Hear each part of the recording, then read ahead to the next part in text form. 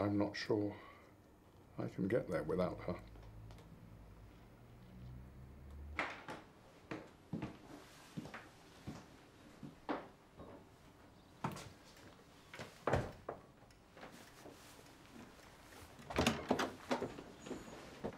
Gotcha. What are you doing? Ah, I found a rolled-up newspaper does just as well, actually. Oh, they don't bother me. I was going to pop him outside. Yeah, well, it's a shame that Jimmi can't put his troubles in a jar and pop them outside, isn't it? Did you read that stuff? I did, actually, and to be honest with you, I'm really impressed. I knew you would be.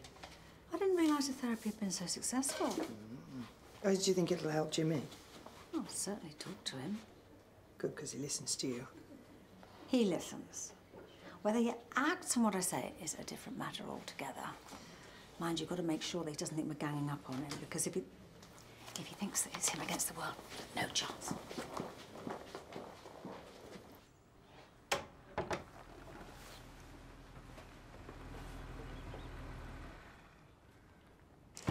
I can't believe what you said back at the doctor's. About what? About me not being there for you. I'm sorry, I didn't mean it to sound like that. Well, how did you mean it to sound then? I'm grateful for everything you've done, of course I am. It's manic at home at the moment. The kids need me 24/7. Jack's job's gone crazy. My office think they owe me. I haven't got enough hours in the day to do everything. I know. How do you think it makes me feel having to open in public like that? Shh. What do you mean, shh? We didn't leave the radio on, did we? No, I distinctly remember you checking it twice. There's someone in there. I'm going to call the police. I've not touched any of your mother's things. I won't have it. Hold it.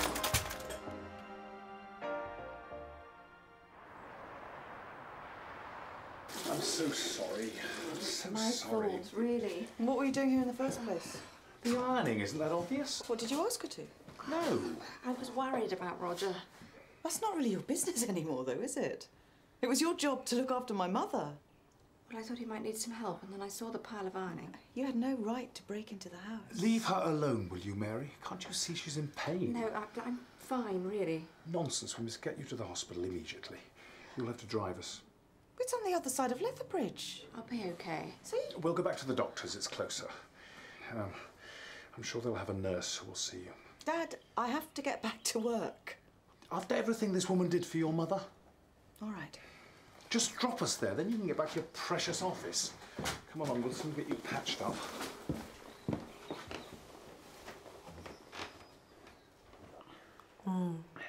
Oh, I understand that you and Karen had a bit of a bust-up. Yeah, it's all okay now, though. Oh, that's good. She did tell me what it was about. She doesn't mean having to go at you too, is she? Oh, no, actually, she gave me these papers to read. I've got to say, I'm really impressed. Yeah, immersion therapy. I've looked into it before. When I was diagnosed, I talked about it with my therapist. That was a long time ago. Yeah, but nothing's changed. I thought it was rubbish then, I still do now. Well, it seems to have helped a lot of other people. Good for them. How do you know it won't work for you? I just know. Oh, you may be right, of course. Thanks. On the other hand, though, you could have been managing your OCD on your own for so long that you've closed your mind to the possibility that there might be another way. That's just a thought. I could be wrong. Right, see you later.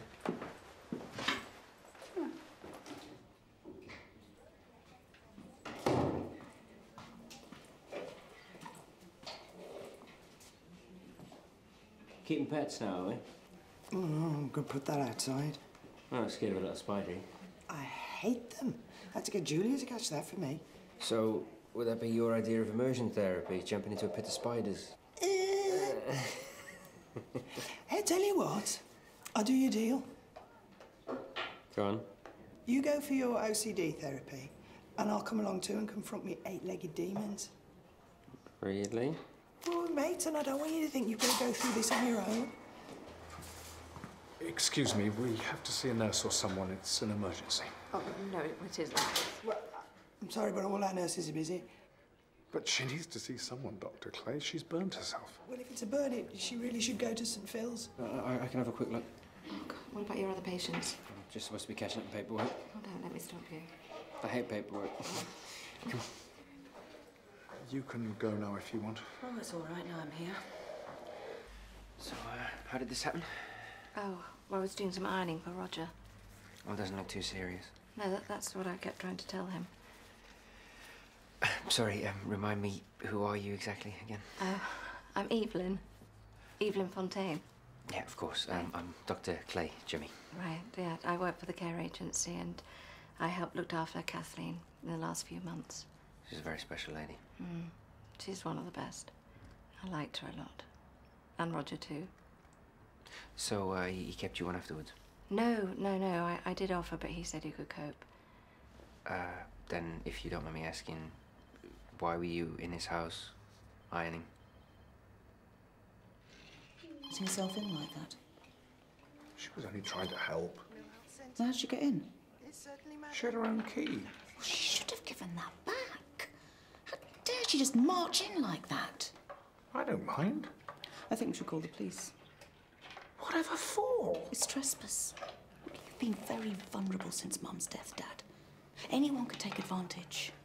Not Evelyn. Why not? If she's got the brass neck just to let herself in when you're not at home, who knows what she's capable of? When it goes with the territory, your patient passes on, it's on to the next job. You'd know all about that. Well, I think it's a bit different for doctors. I mean, it's sad when you lose a patient, but often we don't get to know them as well. You have time to build a relationship. Yeah, I'm used to it, of course, but this time, just something kept pulling me back. What do you think that was?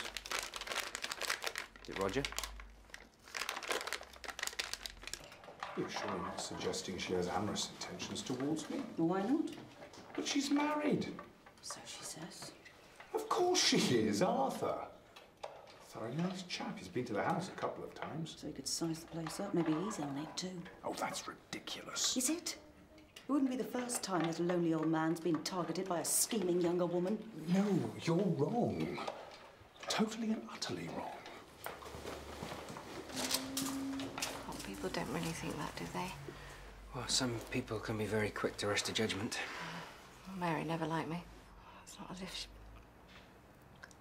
Go on. No, I'm sure she loved her mother in her own way, and Roger too. But she was never there. And you were? Every day I watched her slip away, I saw Roger's devastation. Yeah, it is tough, losing someone. You sound as if you're speaking from personal experience. It's none of my business. No, it's okay. Keep it clean and dry, and if it hurts, take some paracetamol, but you should be fine in a few days. And what about Roger? Well, it might take a bit longer, but he'll be fine. Is that based on personal experience? Yes. It's also my considered opinion as a doctor. Well, perhaps I do need to step back. I don't want to come between Roger and Mary. I mean, she might not be perfect, but she is his daughter. Listen, Dad, I'm not trying to upset you. She cared. We all did, Dad. We all did our best. I still do. I care about you, and I don't want to see you hurt. Evelyn is a good woman. Okay. Maybe she is. Maybe I'm wrong about her. But I don't want to run that risk. You said yourself you don't need her anymore. I know.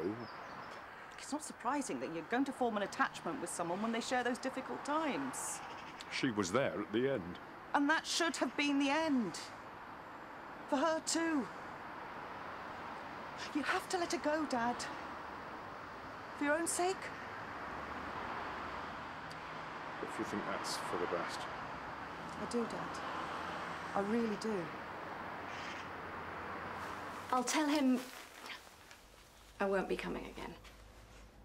Well, maybe you should discuss it with him first. No, I don't want to make a fuss, really. I think it's for the best. For who?